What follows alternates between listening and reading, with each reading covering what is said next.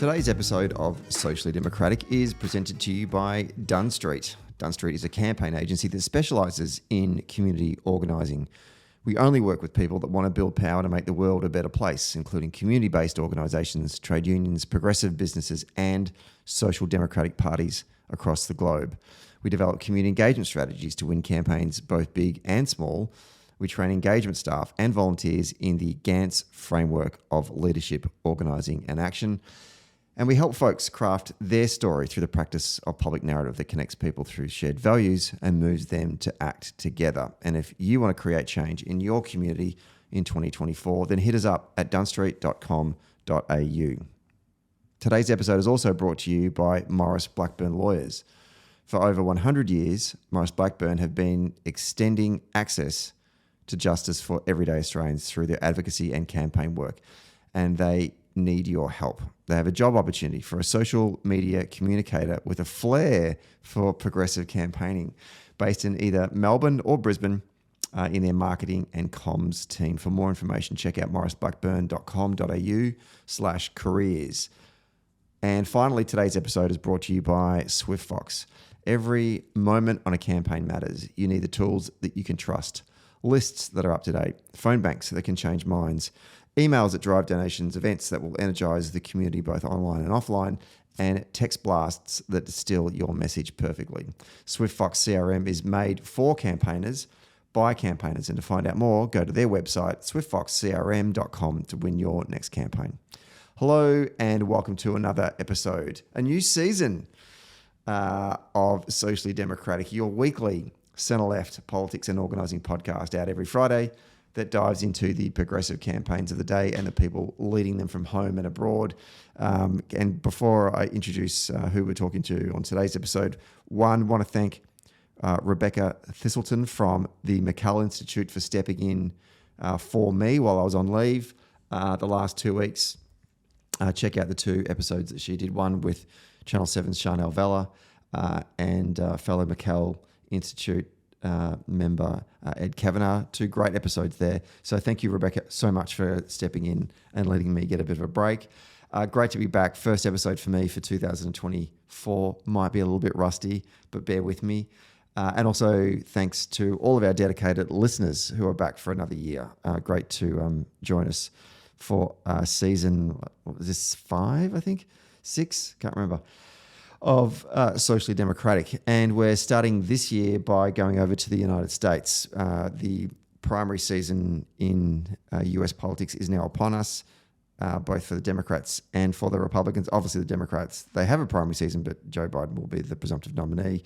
But in the Republican side, obviously, probably Donald Trump, forgot his name there for a moment, will most likely be the presumptive nominee. However, he's actually going through a proper contest, and we've already had the Iowa Caucuses, New Hampshire primaries, and South Carolina's coming up next. And there's still a race going on. So we thought we'd get Jonae Wartel, a good friend of ours, good friend of the show, Democratic consultant based in DC. You've heard her before. She's been on the show before, to talk to us about what is going on, both on the Democratic side of the campaign and the Republican side of the campaign. Don't forget to subscribe to the podcast on Apple Podcasts, Spotify, and wherever you get your podcasts. And be sure to give us 5 stars on Apple Podcast when you're done listening. And leave us a review. And for all the updates, follow Dunn Street on YouTube, Facebook, Twitter, Instagram, and LinkedIn. All right, let's get to today's episode.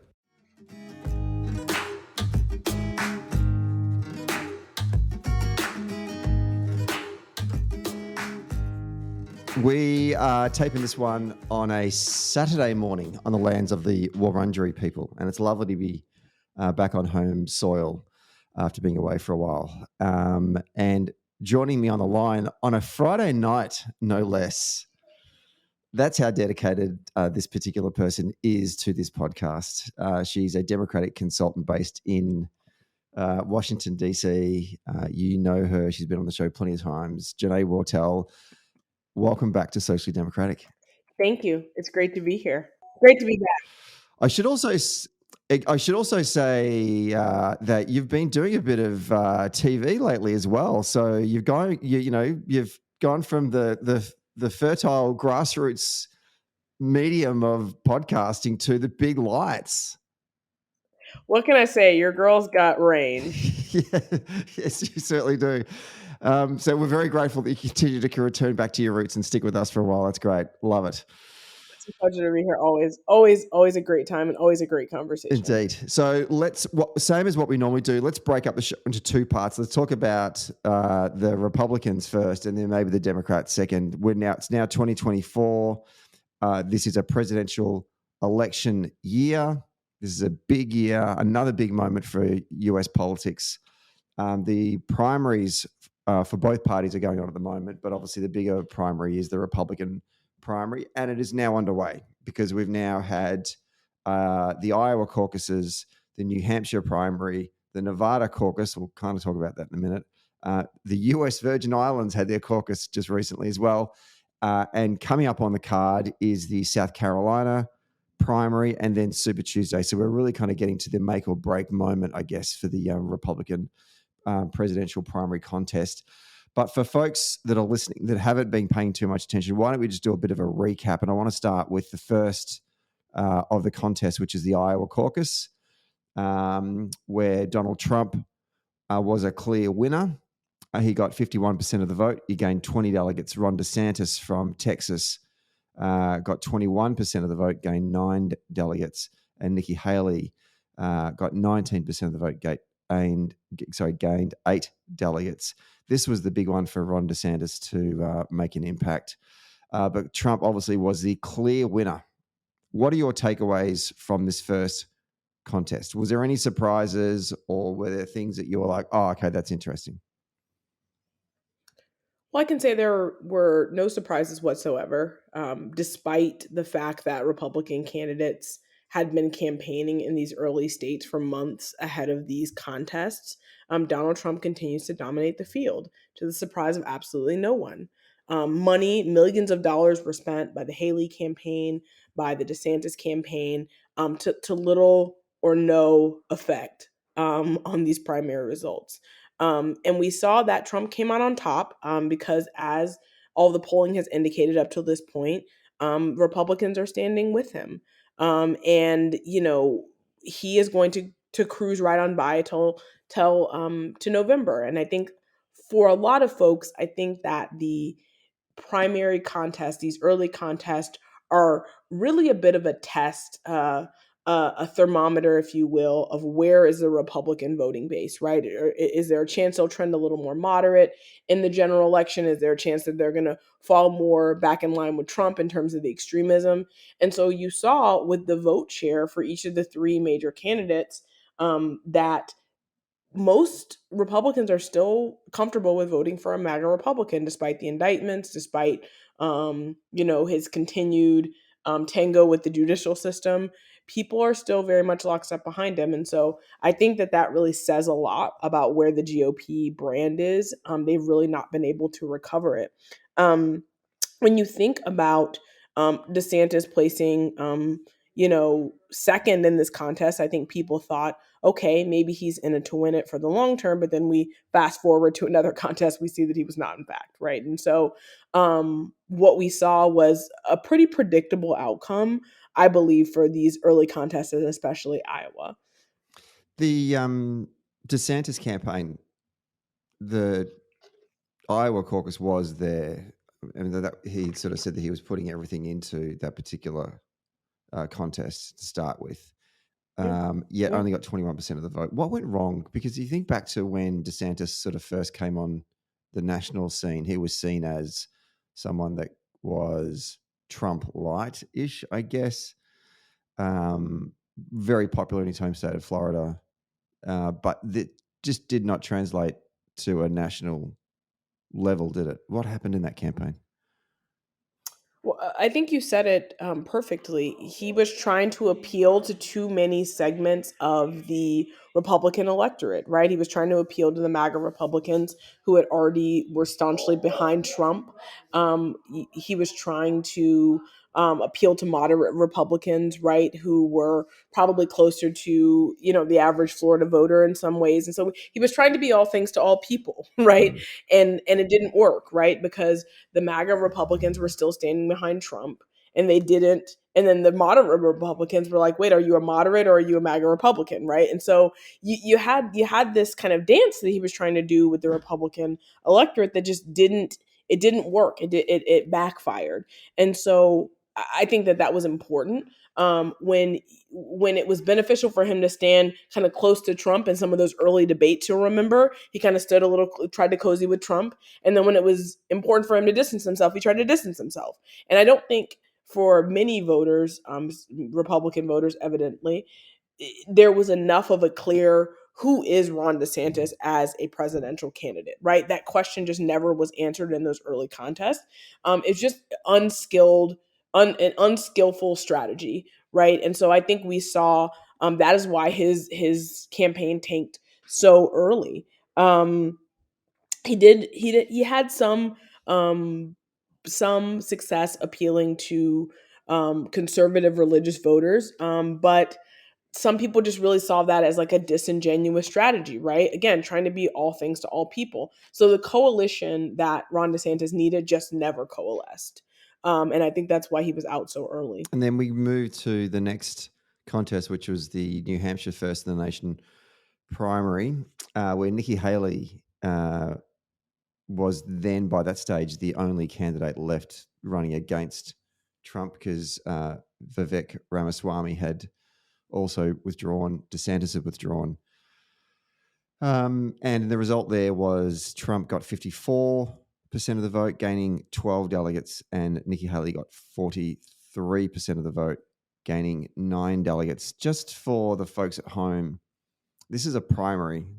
It is different to a caucus, but also in this particular New Hampshire primary, registered independents can vote in this Republican primary. Why? Maybe explain to folks what that is and why that created an opportunity for Haley to potentially do well in this particular primary. Well, if you look at the results here, I mean, Nikki Haley performed better than expected, but not as well as she likely could have. And this sort of venue is actually really perfect for underdogs like Nikki Haley, right? Because you're able to, capture kind of the unaffiliated and moderate voting blocks who has certain issues that they were most concerned about. In this case, like a lot of New Hampshire moderate voters were concerned about the economy. No real surprise there.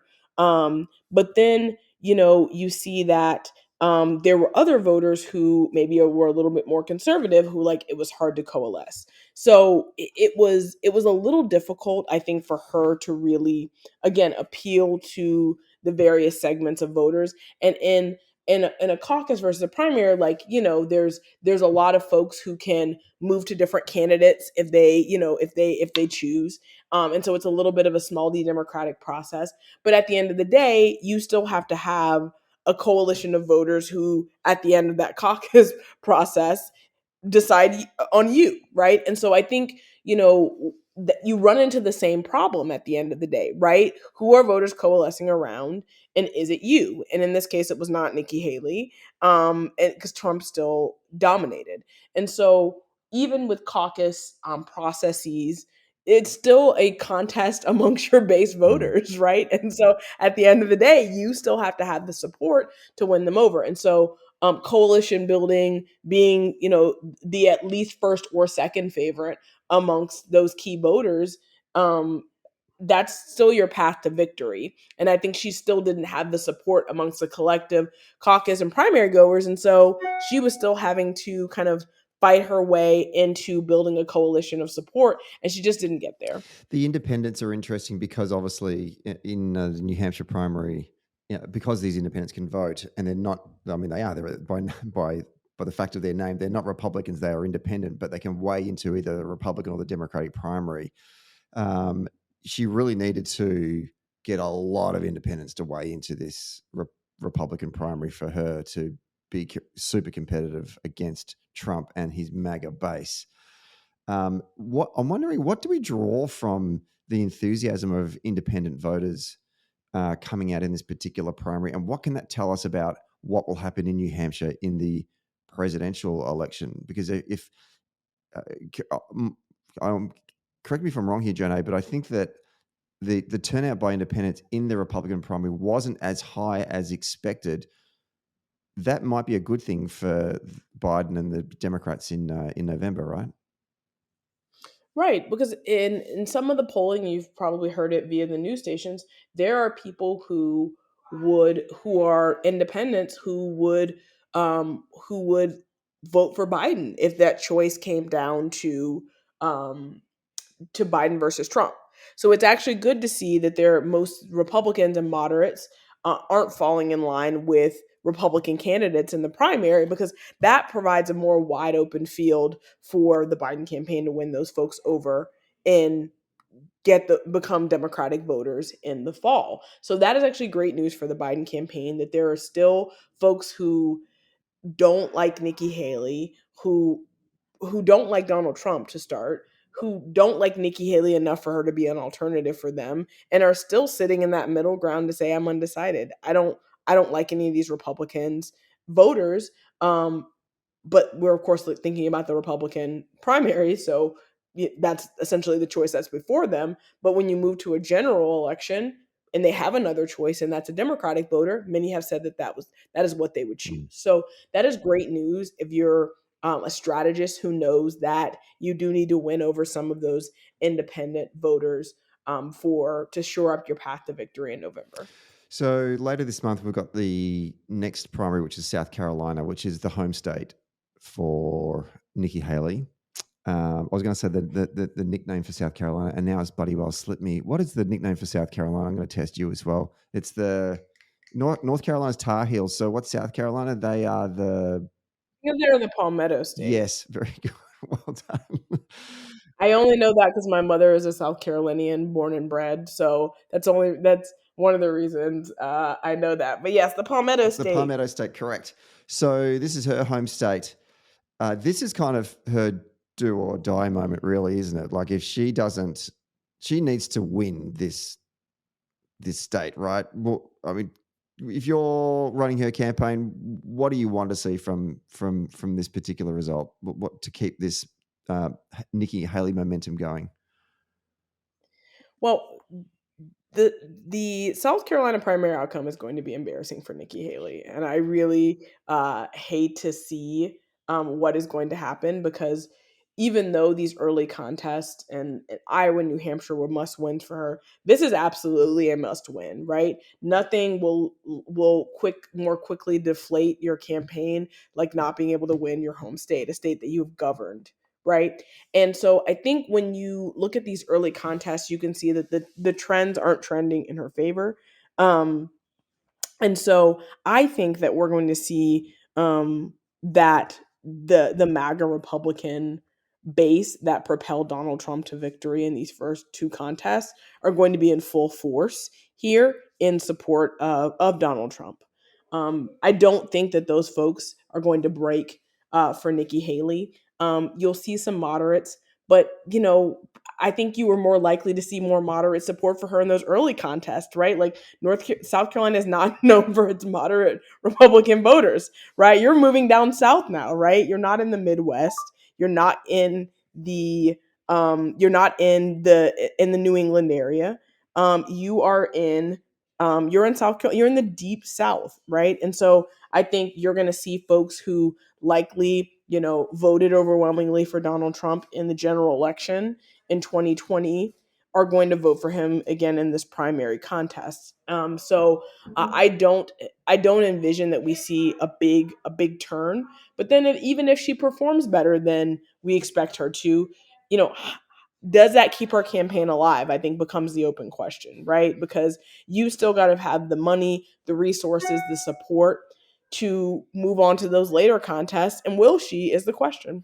I know, and I mean, look, I'm speaking purely from a like a Schadenfreude kind of perspective. I just want the Republican primary campaign to continue for as long as it possibly can, because whilst that's happening, then Trump can't raise money for the general. So that's the only reason why I'm rooting for Nikki Haley here. Like because after like Trump's currently on 63 delegates, she's on 17, and I'm wondering like even if he was to win South Carolina, but it would be a similar result to, say, like what happened in New Hampshire, where the delegate split is reasonably level, like a sort of I don't know how many delegates are available in South Carolina, but like a sort of a 55-45 split, then maybe you can make an argument that she should at least take it to Super Tuesday and test the waters across a more diverse part of the Republican electorate, right? Right. I think that if the result and the outcomes in South Carolina aren't humiliating for Nikki Haley, I think there's a chance she tries to push forward to these early contests. I think she'll continue to position herself as, the person who can beat Donald Trump, but you've got to beat Donald Trump when you say that, right? And so that's going to ring hollow, I think, after this South Carolina contest if she's not able to have a better showing. I do think that your point about taking this forward into more diverse electorates for the later contest, I think is an important one, because I do think her showing range with a more representative part of the cross section of the electorate in these later contests could show people that she has more general election viability than originally thought from these first contests. But again, South Carolina is also a more diverse state than the two previous contests in Iowa and New Hampshire, and so she's got to perform that well there as a litmus test in South Carolina to show that with a more diverse electorate, she can perform well. And the challenge about Super Tuesday is it tests your organizational capacity as well. And does she have enough money to be Yep. able to put folks on the ground across all of these Yep. states and be campaigning? Because I think it's on the 5th of March. So she's got less than a month. Right. And Right. I would imagine right now she wouldn't be putting any money into those states right now. All that money should be. I've been reading articles that donors are coming in, and anyone but Trump sort of Republicans are kicking money into her campaign. All of that needs to be going to South Carolina. You wouldn't be putting that into any of those states further down the primary calendar, correct? Right. If you're Nikki Haley's campaign, if you're a strategist on Nikki Haley's campaign, you're saying, let's put this money into South Carolina. Let's show people that there are Republicans who are in your corner, who are supporting you, that you can win in these more diverse primary contests. And that's going to pay you dividends later on, right? The money that you're spending, organizing, and putting resources into South Carolina, if you are successful, that's actually going to kick up your fundraising for some of these later contests, right? But if you're not performing well there, then who's going to give you money for these later contests, right? So she's got to make some investments now that hopefully will pay dividends in these later contests where she recaptures the confidence of Republican donors that she can move forward. So if I'm sitting down with a map of the in a timeline of the next coming primary races, that's what I'd be doing if I was Nikki Haley's campaign. Let's take a quick break to talk about SwiftFox. Every moment on a campaign matters. You need the tools that you can trust. Lists that are up to date, absolutely. Phone banks that can change minds. Emails that drive donations, and events that will energize the community online and offline. And text blasts that distill your message perfectly. SwiftFox CRM is made for campaigners by campaigners. And to find out more, go to swiftfoxcrm.com to win your next campaign. Okay, let's get back to the show. Without stating the obvious, though, what we're doing here, we're trying to make an argument for potentially prolonging a Republican primary race. But let's be honest, Donald Trump's going to win, and is that not remarkable that the fact that he has not turned up to any of the debates, he has spent most of his time in court or playing golf. He has not been on the ground. Except for maybe in the final days of leading up to a particular primary or a caucus. Like, he has been an absent candidate, and yet he is crushing this. That is unheard of. If you'd said to someone pre-Obama that if you ran a campaign like this, that you would be getting 50-55% of the vote, they'd be going, "You're nuts. That doesn't exist. That can't be possible." What is this? What does it say about the Republican Party? What an anomaly. And the stories that will be written, the books that will be written about this Trump era are going to be fascinating. That a candidate who, frankly, made clear pretty early on in the debate process that he wasn't going to be on that stage, right? He's never really taken an active part of this campaign, or his own campaign, but to put out some early videos. If you'll recall, he put out some early videos and send fundraising emails. That's all he's really done. That's all his campaign has really done. And that's all they frankly needed to do, because let's be clear, his reelection campaign really began the day he left office, right? And so he's maintain the level of support that he has amongst Republicans really since he's left office, right? That the numbers have shown that his support really hasn't waned despite him not being in office or on the ballot for the last few years. And so I think the reality of the matter is the brand of Republican is the party of Republican is so synonymous with the Donald Trump brand at this point that it is hard to untangle the two. That's incredible. Let's turn to the good guys and the Democrats. Lots to talk about. One thing I do want to kind of just address at the start, but kind of get it out of the way. In the last couple of weeks, there's been, I remember reading an article in the New York Times that examined the attitudes of both Republican voters and Republican elites, saying that they are convinced that Joe Biden will not be the candidate for the Democratic Party come November. There is reports in the last 2 or 3 days being handed down by a special counsel about questioning his age, his mental aptitude, his health, and the decisions that he's been making. And it's all starting to, I can see what's happening. It's all starting to coalesce around this idea that that President Biden won't be the candidate come November. And can we just dispel these myths and say, whether you like it or not, Joe Biden will be at the top of the ticket come November, right? Indeed. President Biden is running for a second term, and he will be a two-term president come November. And I think we all need to settle in, put this conspiracy theories to rest, and get to work reelecting this ticket. I think that the administration has been very clear, as has the Biden campaign, that Joe Biden ran for a second term to finish the job, to continue making progress in his agenda that he laid out at the beginning of his first term, and now going into his second term.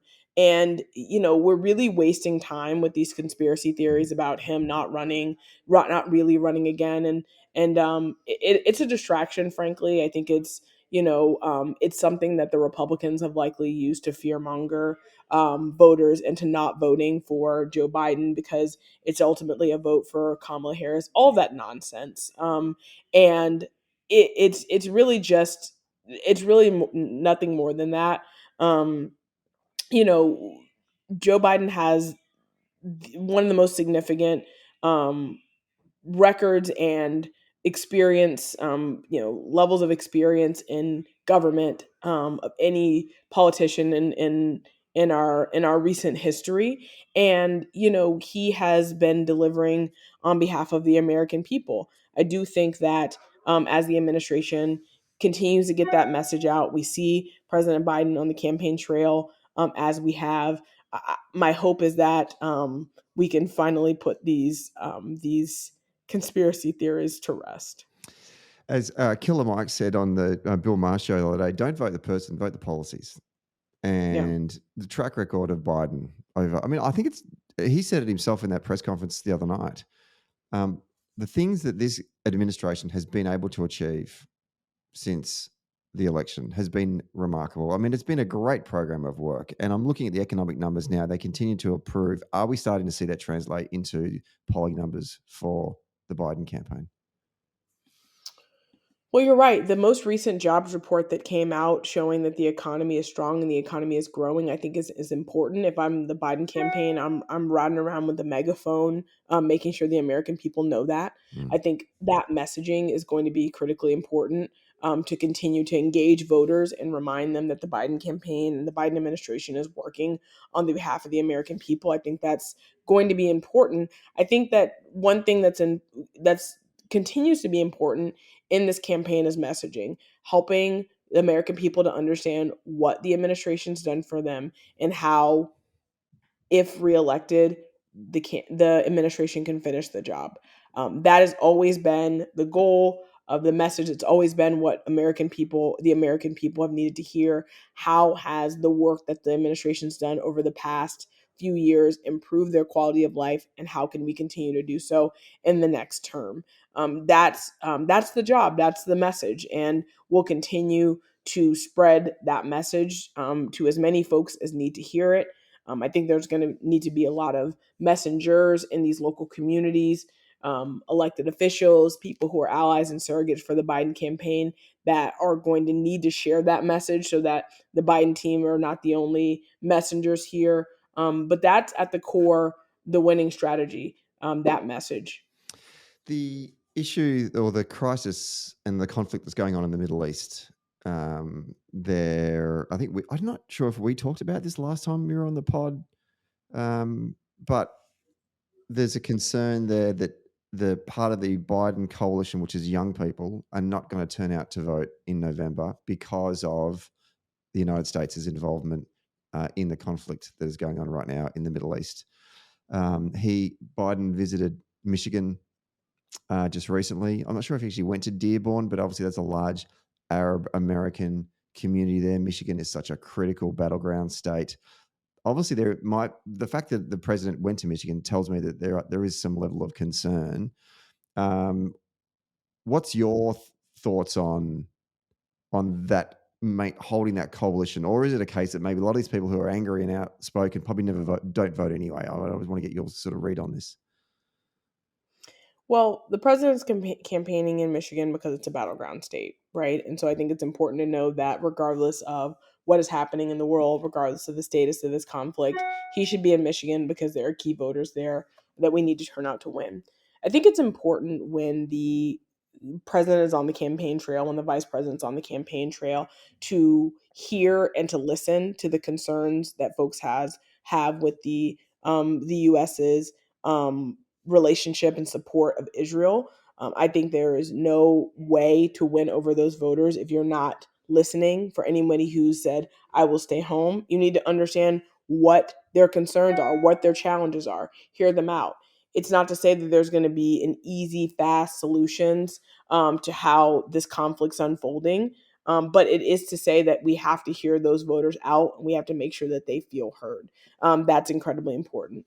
That said, I think that the handling of this conflict, the U.S. support of Israel, whether folks in states agree or disagree with that, I think you take that alongside the collective accomplishments of the administration and what they've been able to do in the lives of everyday Americans and everyday Americans who live in Michigan, who live in Pennsylvania and Georgia. I think that the alternative is clear there. And so I do think that alongside listening, empathizing, and understanding where folks' concerns are, I think there's a second part of that message, which is the Biden administration has still been working on your behalf to make your quality of life better. And then you also can contrast it with Donald Trump's record, Donald Trump and what his policies are pertaining to the Middle East, right? And that's another clear contrast. So I think it's about listening, empathizing. I don't think you win young people or voters who are concerned about this issue. I don't think you win them over without first listening and understanding where their concerns are. But then I think you go to the second part of the conversation, which is the president has been working on your behalf to do all of the things that they've accomplished, and their work is not finished. So I think that's the conversation we need to be having in all of these states. I wonder how much impact it would have if Biden is able to seek some kind of peaceful resolution to what's going on in the Middle East right now, because clearly he is, from a foreign policy perspective, he clearly is prioritizing this. Like Blinken's flown over to the Middle East I'd hate to see what his frequent flyer points is right now because it would be huge. He's over there right now again. They're trying to broker a peace deal or a ceasefire between Israel and Hamas. If he is able to somehow negotiate a incredibly protracted, complex conflict prior to November, do you think that puts that issue to bed? Or do you think that he's burned that relationship with that young voter bloc? Well, you're right that this issue is very complex and quite nuanced. I do believe that the Biden administration continuing to work to bring resolution um, gains favorability or creates favorability with the groups of voters that are most concerned about the handling of this conflict. So I'd say that the Biden administration's continued work on this is a plus. I think voters will recognize that, even if they don't necessarily feel that the initial handling was great or that the current resolution or potential resolution is favorable in their opinion. I do think that voters are going to appreciate the continued work that the administration is doing to bring resolution. So, yes, I believe that will garner some favorability in the eyes of those key voters. The issue of immigration has been another issue that's sort of popped up. Well, hasn't popped up. It's been going for quite some time, but it's coming to a sort of a crescendo because obviously there's a debate in the Congress at the moment. I'm just finding this interesting because normally you would think for a left wing party, immigration can be a bit of a third rail issue that can hurt you.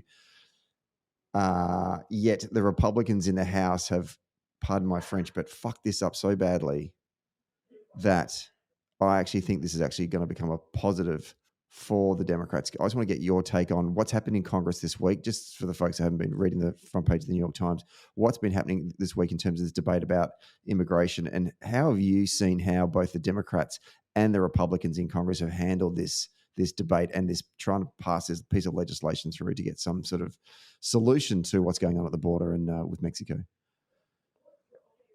Yeah, this one is tough. The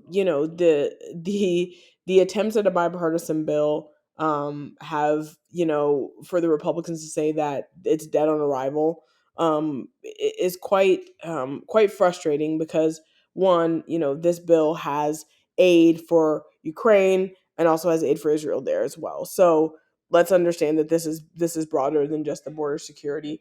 But there were provisions in this most recent bill that that Congress asked for, that the House asked for, and those provisions were considered and adopted and adapted in some ways, and yet still they still said the bill was on arrival. So I think you see more of this obstructionist politics, where folks say let's get to work on these key issues. Folks say we need to address the border, and yet addressing the border is not actually, their actions say otherwise, right? Their actions say we want to continue to use this as a political football and talking point instead of actually getting something done. And Donald Trump has even signaled, and I think he maybe even outright said that he doesn't want Congress to bring any real resolution to this until he's president again. So now you have the leader of the Republican Party essentially saying that he doesn't want to bring resolution. So that's what we're up against here, right? A party that's saying we need to fix, we need to address what's happening in the border. The Senate being able to bring forth a bill that does just that. If you look in the bill, there's addressing asylum, there's addressing surges, there's addressing all kinds of pieces of the crisis that would actually mitigate some of the challenges. And yet you see Republicans saying, oh, well, this is dead on arrival in the House. It doesn't go far enough. It doesn't do this and that. Well, where's the conversation? Where's the negotiation? Where is the bipartisanship?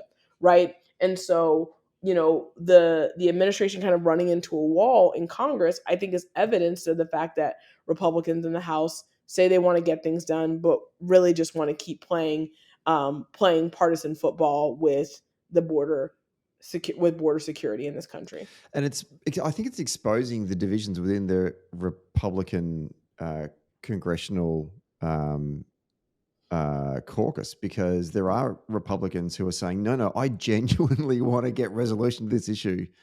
I actually want this to pass, where there are other ones saying, no, we need to drag this out for as long as we possibly can. Can this overt transparency hurt the Republicans, do you think, in their local districts? Like, does it continue to reaffirm this view that some Americans have that Washington is dysfunctional, but the fact that the Republicans are running the show in Congress, that they are to blame for the dysfunction, so therefore it can impact in their House races come November? Yes, I think that the Biden administration needs to make clear where they've been working to take action to address some of our major challenges in this country and have been essentially just stopped in their tracks by an uncooperative Congress, especially in the last few years of Congress. we've seen since Republicans took control, absolutely virtually nothing has gotten done. And so I think that if I'm on the campaign trail, I'm drawing the contrast between the administration's agenda, what they set forth to do for the American people, and the obstructionism of Congress that has not allowed them to do a lot of what um, they've they've they've sought out to do. I think it's important to understand that that part of creating change and passing the kind of laws that are going to change the reality of American people's day-to-day lives does require a cooperation from Congress, right? You know, President Biden is not like Trump, who is threatened to be a dictator. He actually does have to work with people to get things done. And so the reality of the matter is, where that's been a hindrance or that's hampered the administration from making progress, I think they need to call that out. I don't think they need to take full ownership of that, because they are at this point on the campaign trail some of the most accountable to the American people for the things they've not been able to do. Between now and, say, the Democratic National Convention, which is normally in sort of July, August, what is the focus for both the Biden administration and the Democratic campaign? Because they've got this clear run, right? What are you doing strategically to get yourself ready for the fall election? Organizing. And I'm a big organizing evangelist. That's why I have you on the show. That's literally the reason why I have you on the show. I talk about organizing every single place that I go. I think you've seen in recent weeks that the Biden campaign has made announcements about the infrastructure and the state leadership that they're hiring in the states, beginning to scale their programs in key battleground states like Georgia, like North Carolina, like Pennsylvania. And those hires and those announcements are critical because that signals the beginning of really robust state-based programs, right? Talking to voters, door-to-door canvassing, other communications strategies that are going to reach key voters who are going to be critical in this election. And if I'm the Biden campaign, I'm focusing my energies in these states. I'm focusing my energy on making sure that voters are engaged. We're having early conversations with voters who may be considering not voting in this election, that we're getting multiple touches to those voters, whether it's via phones and phone banking, whether it's via in-person door-to-door canvassing, whatever the means and methods of reaching these voters. I'm making sure, if I'm the Biden campaign, that these voters are being reached early and are being engaged. I think that's going to be where you're going to see the majority of this spring, and especially going into summer. The field force for the campaign is going to scale, and we're going to see much more voter engagement. I think they've done a lot early to try and engage voters through through ads and through other touches.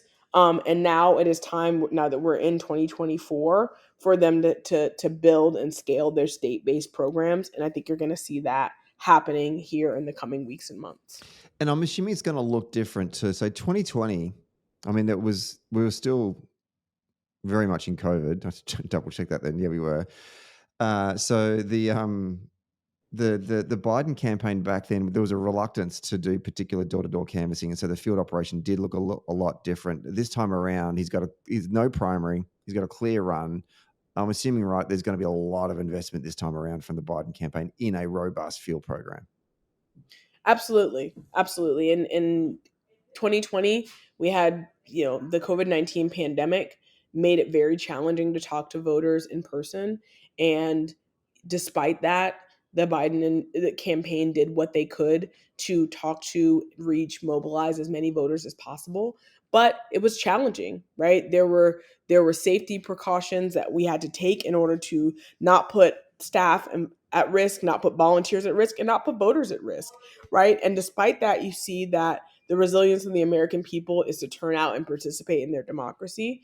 And so I look to 2024 understanding that we're going to return to much of the traditional in-person organizing that prior to COVID-19 that we saw Democrats undertake. And frankly, what we're known for is doing door-to-door, person-to-person, community-based organizing and outreach. And I believe that we're going to return to that in 2024. Fantastic. Jonae, as always, thank you so much for coming on the show. I don't want to take up too much more of your Friday night. I know you've got a very, very packed social schedule ahead this evening. There's only spreadsheets and memos in my future. Well, we love you coming on the show anyway. We look forward to talking to you throughout the rest of 2024 as we lead up to this really, really important presidential election. And I say that because we said that about the last one, and I thought we were done with the kind of make or break sort of elections, but here we are 4 years later, the same contest. Here we are. But saving democracy once again. I know, but we always appreciate your insights. So we look forward to talking to you soon. It's a pleasure. Thank you for having me. Thank you.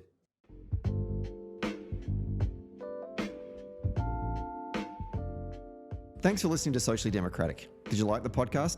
Hit the follow or subscribe button and be sure to leave a review on Apple Podcast or Podchaser. And to get all the latest on Socially Democratic, follow Dunn Street on Facebook, Instagram, Twitter, and LinkedIn. And we'll see you next Friday. Socially Democratic was brought to you by Maurice Blackburn Lawyers. Maurice Blackburn Lawyers have spent more than a century paving the hard path to justice for everyday Australians. They've helped over 500,000 Australians turn their situation around, and they know how the system works. Their experience and skills means you'll get the best results possible. Find out more on their website, mauriceblackburn.com.au. Maurice Blackburn, experience you can count on. Socially Democratic was brought to you by SwiftFox. Every moment on a campaign matters. You need the tools that you can trust, lists that are up to date, phone banks that can change minds, emails that drive donations, events that will energise the community online and offline, and text blasts that distill your message perfectly. SwiftFox CRM is made for campaigners by campaigners. To find out more, go to swiftfoxcrm.com to win your next campaign.